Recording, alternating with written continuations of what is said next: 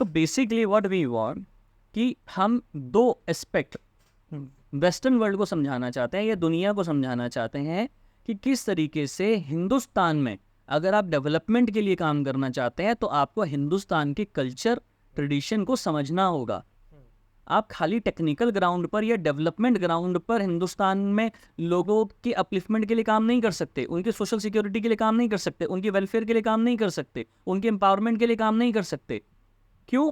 क्योंकि हिंदुस्तान में चीज़ें सेंटिमेंटली ज़्यादा चलती हैं, ट्रेडिशनली ज़्यादा चलती हैं, कल्चरली ज़्यादा चलती हैं, इमोशनली ज़्यादा चलती हैं।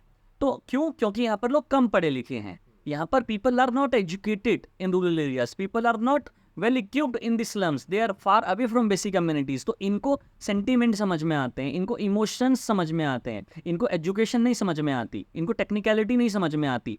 तो हम इनकी डेवलपमेंट के लिए जब कोई भी डेवलपमेंटल एजेंडा टेक्निकल ग्राउंड पर लेके जाते हैं तो इनके काम नहीं आता वो उसको हम इनको दवाइयाँ दें वो फेंक देते हैं। हम इनको सस्टेनेबल लिविंग की प्रैक्टिस ट्रेडिशनल वे में समझाएं तो उनको समझ में आती है ना।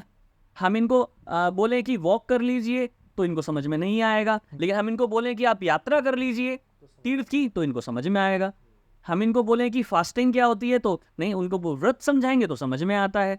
तो ट्रेडिशनली जो lower strata of the slum है वो ट्रेडिशनली ज़्यादा कनेक्टेड है रादर देन डेवलपमेंट थिंग्स। तो हम ये चाहते हैं कि ये जो सोसाइटी है, इस सोसाइटी में पढ़े लिखे लोग भी उसी मानसिकता के हैं और अनपढ़ लोग भी उसी मानसिकता हैं, क्योंकि हिंदुस्तान में धर्म बहुत बड़ी चीज़ है। Religion factor, traditional factor globally भी बड़ा बड़ा मैटर है ये, बट हिंदुस्तान में बहुत ज़्यादा है। तो ऐसी सोसाइटी के लोग जो वल्नरेबिलिटी को फेस कर रहे हैं उनको ट्रेडिशनल एक्टिविटीज़ के थ्रू कैसे ओवरकम कराना, प्लस उनके सपोर्ट के लिए जो अपर क्लास ऑफ द सोसाइटी है ट्रेडिशनली उनको कैसे लेकर के आना।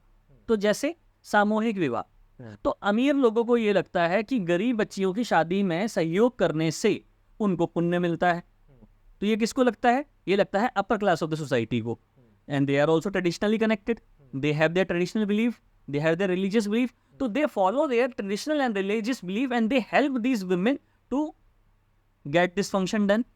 गरीब लोगों को क्या लगता है कि एक बच्ची जो स्लम में रह रही है, उस स्लम में रहने वाली बच्ची अगर एज उसकी बढ़ती जा रही है और उसकी एज नहीं बढ़ रही है, दो एस्पेक्ट लो यहाँ पर। बच्ची की चाइल्ड मैरिज क्यों होती है? क्योंकि पेरेंट्स को लगता है कि इसको जल्दी निपटा दो ताकि ये किसी गलत उसमें ना फंस जाए या गलत संबंध या कोई गलत इसके साथ गलत ना कर दे।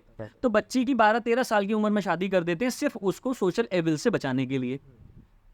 एट द सेम टाइम एक लड़की जो डिले ऑफ मैरिज होती है उसके ऊपर भी सोशल एविल्स आ जाते हैं कि घर में क्यों सड़ा के रखा हुआ है, इसे शादी क्यों नहीं कर देते। लेकिन माँ बाप के पास पैसे नहीं है। क्यों? क्योंकि शादी, दहेज, लोभ, ये शोशेबाजी, ये जो कल्चरल इवेंट बन चुका है कि शादी में इतना खाना चाहिए, टेंट होना चाहिए, दहेज होना चाहिए, इसकी वजह से वो भी विक्टिमाइज हैं लड़कियां। तो दोनों लड़कियों के विक्टिमाइजेशन को कम करने के लिए, उनको उससे ओवरकम कराने के लिए सामूहिक विवाह। जब आप सोसाइटी में सामूहिक विवाह का कंसेप्ट देते हो लोअर स्ट्रेटा में, तो जो चाइल्ड मैरिज वाली लड़की है उसके पेरेंट्स को सपोर्ट मिलता है कि 1 साल बाद और सही, लेकिन मेरी लड़की 18 की हो जाएगी तो मेरा शादी का खर्चा बच जाएगा। सेम जो लड़की डिले ऑफ मैरिज की वजह से विक्टिमाइज हो रही है उसको भी प्लेटफॉर्म मिल गया। अब इन दोनों जब एक प्लेटफॉर्म सामूहिक विवाह का मिला तो सामूहिक विवाह की एडवांटेज क्या कि लड़के का पुलिस बैकग्राउंड चेक होता है, लड़की का सोशल ऑडिट होता है, लड़के का फैमिली का सोशल ऑडिट होता है, लड़की की एज बैकग्राउंड चेक होती है कि लड़की लीगल एज है या नहीं है, हाँ, लड़की का हेल्थ चेकअप होता है। प्लस सोशल वेडिंग कंसेप्ट में क्या होता है कि सोसाइटी साथ आती है तो उसके साथ जो एट्रोसिटीज आफ्टर मैरिज होने वाली हैं, डोमेस्टिक वायलेंस, दहेज की डिमांड, वो कम हो जाती है। तो एक लड़की जो अभी तक अपने घर में बेटी के रूप में विक्टिमाइजेशन को झेल रही थी, वो लड़की अब बहू बन चुकी है और समाज ने उसको सोशल सिक्योरिटी दे दी। क्योंकि कोई भी दरिंदा, कोई भी सोशल एविल किसी बेटी पे तो वो टारगेट कर सकता है, लेकिन जब वो बहू पे करता है तो उसको पर्सनल बॉडीगार्ड मिला, उसका हस्बैंड, उसके सास ससुर, उसके रिश्तेदार और सोसाइटी की एक्सेप्टेंस कि ये बहू है, ये उस मोहल्ले की बहू है, उस समाज की बहू है। लेकिन वही लड़की जब बेटी होती है तब उस समाज में क्या होता है कि माँ बाप शादी क्यों नहीं कर देते जब ये बड़ी हो गई है, तो ये शादी लायक हो गई है तो। लेकिन अब वो कौन समझे उसकी प्रॉब्लम कि उसके घर वालों के पास पैसे ही नहीं है। उस देश में, जिस देश में इंश्योरेंस का सेकंड एजेंडा शादी हो, सरकारी एजेंसियां, सरकारी इंश्योरेंस ये कहती हो कि आपको इंश्योरेंस इसीलिए लेनी चाहिए क्योंकि आपको अपनी बेटी की शादी करनी है। अरे भैया, शादी इतना बड़ा तमगा नहीं है कि आप शादी के लिए इंश्योरेंस पॉलिसीज ला रहे हैं। तो आप सोच के देखिए कि उस देश की मानसिकता क्या है। सो जिस देश में सरकार इस बात को एक्सेप्ट कर चुकी है कि शादी इज अ बड़ा कॉज, ट्रेडिशनली 125 करोड़ पॉपुलेशन ये एक्सेप्ट कर चुकी है कि शादी इज अ बड़ा कॉज, प्राइवेट कॉर्पोरेट कंपनीज ये एक्सेप्ट कर चुकी हैं कि शादी इज अ बड़ा कॉज, तो उस देश में आप शादी को इग्नोर कैसे कर सकते हैं? उस देश में शादी is a effective tool to provide a social security. We are not saying कि शादी के बाद लड़की के साथ एट्रोसिटीज नहीं होती हैं, वी आर नॉट सेइंग कि शादी के बाद लड़की के साथ डोमेस्टिक वायलेंस नहीं होता है, बट जब हम इसको लार्ज पर्सपेक्टिव में देखते हैं तो यस, शादी की वजह से बहुत सी बच्चियों को सोशल सिक्योरिटी मिलती है, नया जीवन मिलता है, अपना घर मिलता है और सस्टेनेबिलिटी मिलती है। उनकी लाइफ सस्टेनेबल हो जाती है, उनका परिवार आगे बढ़ता है। ये वेस्टर्न वर्ल्ड की साइंस ही तो कहती है ना कि 30 साल की उम्र में माँ बन जानी चाहिए लड़की, 30 साल के बाद तो दिक्कत होती है। अब वो डिले ऑफ मैरिज की वजह से वो लड़कियां जो 34-35 तक माँ नहीं बन रही हैं, उनके हेल्थ इश्यूज क्या हैं? जो डिले ऑफ मैरिज की वजह से प्रोस्टिट्यूशन में जा रही हैं, उनके हालात क्या हैं? जो डिले ऑफ मैरिज की वजह से मल्टीपल सेक्सुअल रिलेशनशिप में इन्वॉल्व हैं, उनको क्या, वो कितनी एसटीडीज की पार्ट बन रही हैं, कितनी एसटीडीज को फैला रही हैं, एचआईवी को फैला रही हैं। वो सारा का सारा जो एक आप सोशल एंगल ले लीजिए, इसको हेल्थ पर्सपेक्टिव से देख लीजिए, डेवलपमेंट पर्सपेक्टिव से देख लीजिए, तो एक सस्टेनेबिलिटी सामूहिक विवाह लोअर स्टेटा में देता है। This is one. अब इसी के पार्ट जो उस दिन दूसरा इवेंट वो है कन्या पूजन का। तो जहां पर हम ये कह रहे हैं कि privilege section of the society जो अपने घर में ट्रेडिशनली कोई ना कोई रिचुअल फॉलो करती है, तो जैसे एक कन्या पूजन रिचुअल, तो हम कह रहे हैं कि समाज में आपके इर्द गिर्द आसपास में हर जगह स्लम है, तो हम एक व्यक्ति को कह रहे हैं कि आपके नियरेस्ट स्लम से आप एक बच्ची को कन्या पूजन करिए, जो आप हर साल करते हैं, लेकिन अभी आप करते हैं फॉर्मेलिटी के लिए। हम उसको सस्टेनेबल कन्या पूजन का नाम दे रहे हैं। हम उस privilege section of the society को इक्विप्ड कर रहे हैं to celebrate their rituals, to celebrate their traditional belief in a sustainable way, in a constructive way, जो कि किसी को डायरेक्टली फायदा दे। तो अभी वो जो कन्या पूजन करते हैं, 9 कन्याओं को बुलाते हैं, खाना खिलाते हैं, 5 रुपए 10 रुपए देते हैं और भेज देते हैं। तो उससे क्या हुआ? उससे सिर्फ वो रिचुअल फॉलो हुआ उनकी मेंटल सेटिस्फेक्शन के लिए।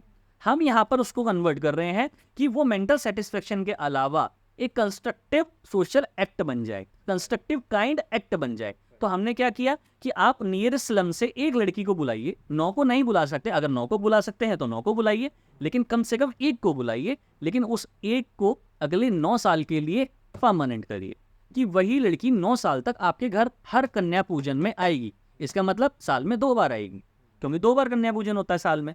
तो जब वो 2 बार आपके घर आएगी तो दोनों बार आप उसका कन्या पूजन करने के बाद उसको एजुकेशन किट दीजिए, उसको हेल्थ किट दीजिए, उसके स्कूल की फीस इसको स्कूल में डिपॉजिट करिए, उसको हेल्थ इशू अगर कोई है तो उसका मेडिकल चेकअप कराइए, और 9 साल तक ये प्रैक्टिस करिए उसको एक डॉटर मानते हुए, अपनी सोशल डॉटर मानते हुए। तो आप उसके सामाजिक माता पिता बन गए।